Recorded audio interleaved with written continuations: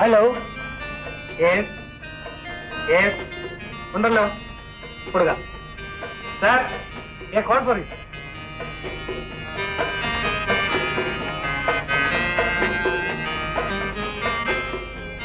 Yes, Thampuran here. രാജേന്ദ്രനെ ശിക്ഷിച്ചോ? 6 മാസത്തേക്കോ? Very good. ഇനി കുറെ കാലത്തേക്ക് അവനെ കൊണ്ട് ഒരു ശല്യവും ഉണ്ടാവില്ല. ഓക്കെ.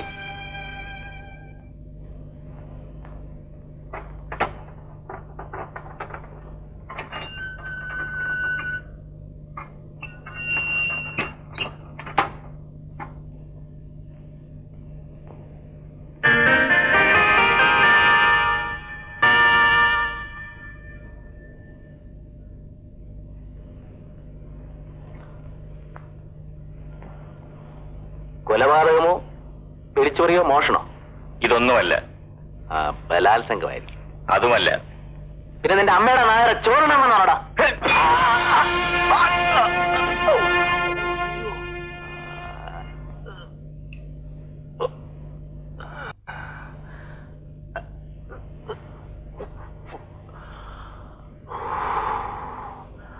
ഊക്കം വെട്ടാശാനെ, സമ്മതിച്ചിരിക്കുന്നു.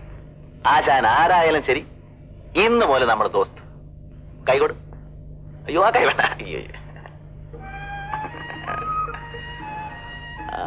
ആശ ഒരു വീടി വലിക്കുന്നോ? വേണ്ട. എന്നാ ശരി, ഞാൻ വലിക്കാം.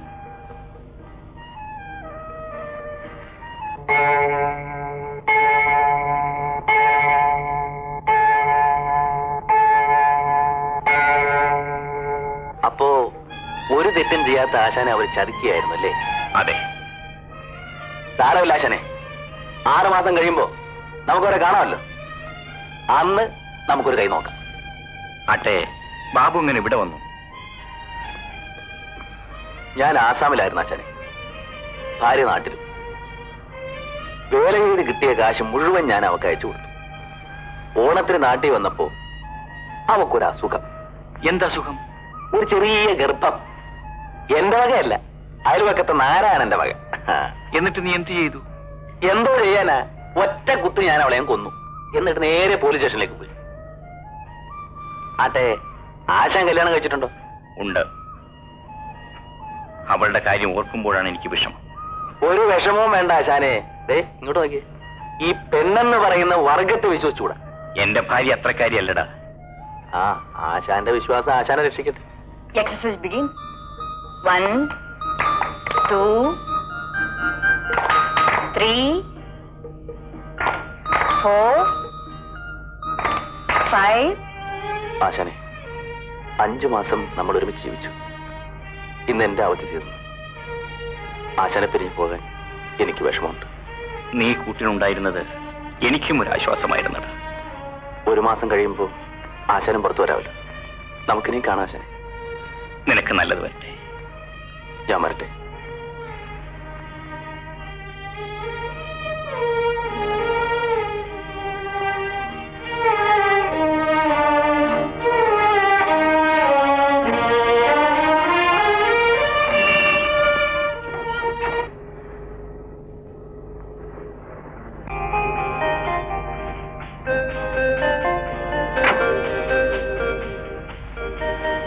നമസ്തേ. നമസ്തേ. ഒരാഴ്ചയല്ലോ ബീന ഇങ്ങോട്ട് വന്നിട്ട്. സമയം കിട്ടിയില്ല ടീച്ചർ. ടീച്ചർ, ഞാൻ ഈ ചോക്ലേറ്റ് കുട്ടികൾക്ക് കൊടുത്തോട്ടെ? എന്തിനാ അനുവാദം ചോദിക്കുന്നേ? കൊടുത്തോളൂ.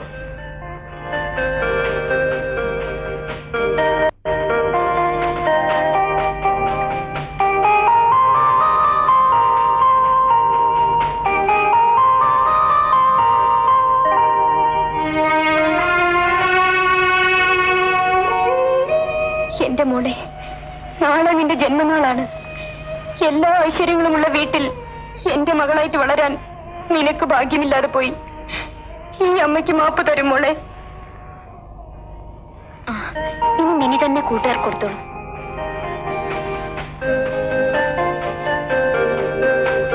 ദീനയ്ക്ക് മിനിയെ വലിയ ഇഷ്ടമാണല്ലേ? എനിക്ക് എല്ലാ കുട്ടികളെയും ഇഷ്ടമാണ് ടീച്ചർ. എല്ലാവരും മാതാപിതാക്കളുടെ ലാളനയേറ്റ് വളരേണ്ട കുഞ്ഞുങ്ങളാണ്. പക്ഷേ പെറ്റ അമ്മമാരെ പോലും തിരിച്ചറിയാതെ അനാഥരായി അവരിവിടെ കഴിയുന്നു. ടീച്ചർ, ഇതാ 1000 രൂപയുണ്ട്. ഇത് മേറ്റനെ ഏൽപ്പിക്കണം. ഇതെന്തിനാ പിന്നെ? നാളെ ഈ കുഞ്ഞുങ്ങൾക്കെല്ലാം ഒരു സദ്യ കൊടുക്കണം. സൗകര്യപ്പെട്ടാൽ എല്ലാവരും കൂടി കാഴ്ച ബംഗ്ലാവിൽ കൊണ്ടുപോകണം. നാളെ എന്താ വിശേഷം? നാളെ ഒന്നുമില്ല. നാളെ അവരൊന്ന് സന്തോഷിക്കട്ടെ എന്ന് കരുതി. പിന്നെ നിങ്ങളെപ്പോലുള്ളവരുടെ നല്ല മനസ്സാണ് അനാഥരായ കുഞ്ഞുങ്ങൾക്ക് തണൽ.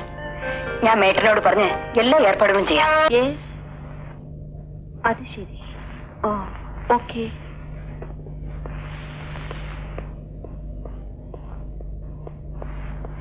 ജാഫറാ വിളിച്ചത്. എന്തു പറഞ്ഞു? ബീരാൻ സാഹിബ് ഞെരുക്കത്തിലാണ്.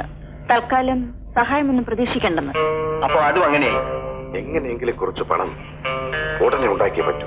മേനോന്റെ പെട്ടിയിൽ ലക്ഷക്കണക്കിന് രൂപ ഇരിപ്പുണ്ടല്ലോ. രജനിക്കൊന്ന് ശ്രമിച്ചുകൂടി? ചോദിച്ചാൽ തരില്ല. മോഷ്ടിക്കാൻ പറ്റുകയുമില്ല.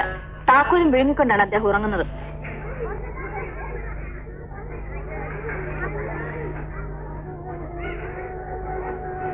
ഇങ്ങനെ ഒരാളുണ്ടോ? അതെന്താ ചേച്ചി അങ്ങനെ ചോദിച്ചത്? അദ്ദേഹം ജയിലിലാണെന്ന് ചന്ദ്രൻ അറിയാമല്ലോ. ഒരാപത്ത് വന്നപ്പോൾ ഒന്ന് സഹായിക്കാൻ നിങ്ങൾ ആരും വന്നില്ല. ഞാൻ ജീവിച്ചിരിപ്പുണ്ടോന്ന് പോലും ഇതുവരെ ഒന്ന് അന്വേഷിച്ചില്ലല്ലോ. ക്ഷമിക്കണം ചേച്ചി, ഞാനൊരു അപകടത്തിൽപ്പെട്ട് ആശുപത്രിയിലായിരുന്നു. ഇല്ലെങ്കിൽ ഇതൊന്നും സംഭവിക്കില്ലായിരുന്നു. അയ്യോ, അത് ഞാൻ അറിഞ്ഞില്ല. ഏതായാലും കഴിഞ്ഞു. ഒരു സന്തോഷ വാർത്ത ചേച്ചി അറിയിക്കാനാണ് ഞാൻ വന്നത്. എന്താണ്? രാജേട്ടൻ നാളെ ജയിലിൽ നിന്ന് ഇറങ്ങും. ഞാൻ അദ്ദേഹത്തെ കൂട്ടിക്കൊണ്ട് വീട്ടിൽ വരും. വെല്ലടിച്ചു. ഞാൻ വരട്ടെ. ശരി, നമുക്ക് നാളെ കാണാം.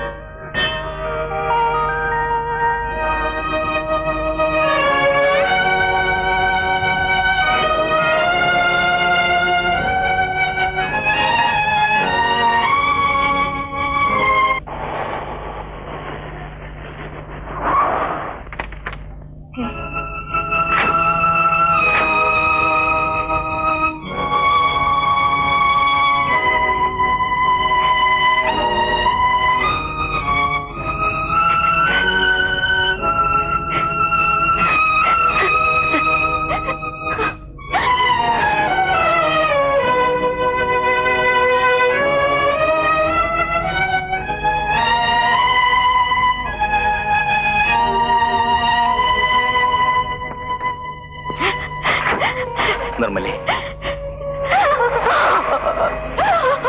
കരയാതെ. നമ്മുടെ ജീവിതത്തിലെ മറ്റൊരു അഗ്നിപരീക്ഷ കൂടി കഴിഞ്ഞു.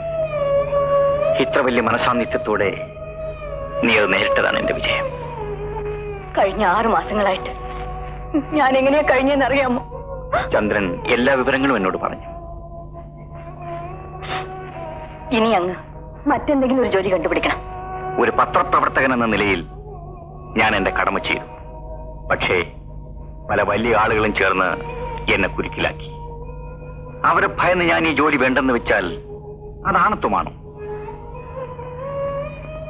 സ്വന്തം രക്ഷയെ കരുതിയാണ് ഞാൻ പറയുന്നത്. യുദ്ധക്കളത്തിൽ വെടിയേറ്റ് വീണിട്ട് എന്റെ കൈപ്പത്തി മാത്രമേ നഷ്ടപ്പെട്ടുള്ളൂ. ഈ ജീവൻ ദൈവം എടുക്കാതിരുന്നത് രാജ്യത്തിന് വേണ്ടി എന്തെങ്കിലും നല്ലത് ചെയ്യാനുള്ളതെന്ന് ആർക്കറിയാം.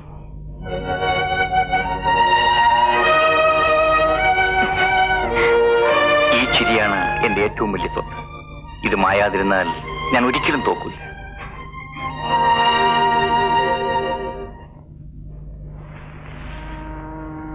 പിന്നെ എന്റെ ചേട്ടൻ വന്നിട്ടുണ്ട്. ആരെ? മാസുവല്ലോ? എവിടെ? ഇവിടെ വന്നിട്ടില്ല. ഈ നാട്ടിലെവിടെയോ ഉണ്ട്. എനിക്കൊരു കത്ത് വന്നു. ചേട്ടൻ പണം തട്ടിയെടുത്തോണ്ട് കടന്നു കളഞ്ഞു എന്ന് പറയുന്നത് നുണയാണ്. ആരും ചതിച്ചതാ. ഓഹോ, പാവം. സത്യം പറഞ്ഞാൽ ഇപ്പൊ കയ്യിൽ കാശൊന്നും ഇല്ലാതെ കടന്ന് വിഷമിക്കാണ്.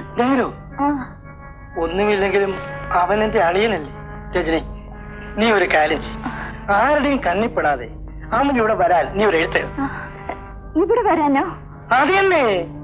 അവനെ പിടിച്ച് പോലീസിൽ ഏൽപ്പിച്ചാൽ 50,000 രൂപ കിട്ടും.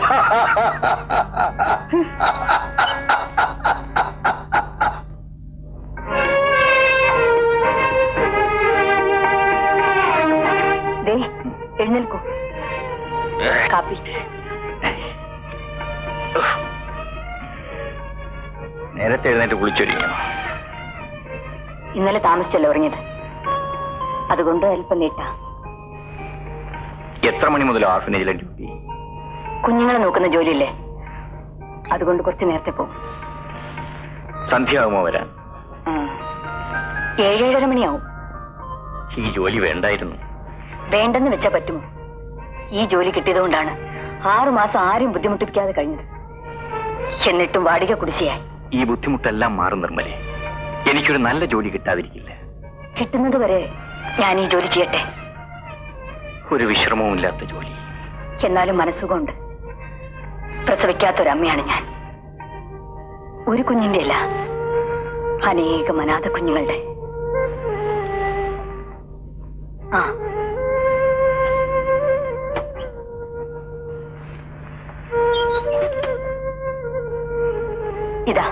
ഇതെന്താ? ഒരു പുതിയ ടേപ്പ് റെക്കോർഡറും ക്യാമറയും.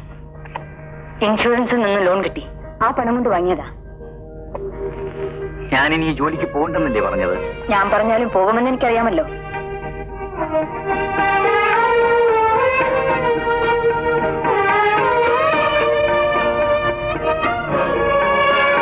ഇത്ര ഔചിത്യത്തോട് തന്ന ഈ സമ്മാനത്തിന് ഒരു പ്രതിസമ്മാനം വേണ്ടേ?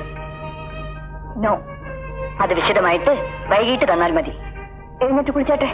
കാപ്പിയും പലഹാരവും മേശപ്പുറത്ത് മൂടി വെച്ചിട്ടുണ്ട്. കഴിച്ചിട്ട് പോകാവൂ. വരട്ടെ.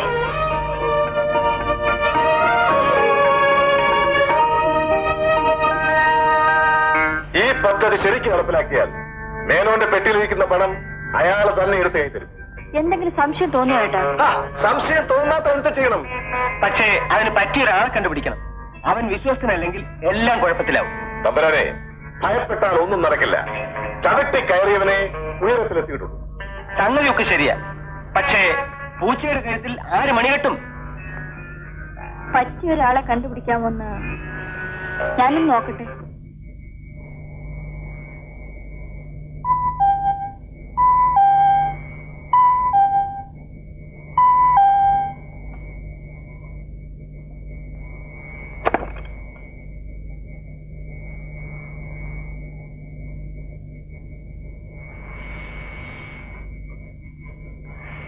ചോറ് വിളമ്പി വെച്ച് കാത്തിരുന്ന് ഞാനൊന്ന് മയങ്ങിപ്പോയി.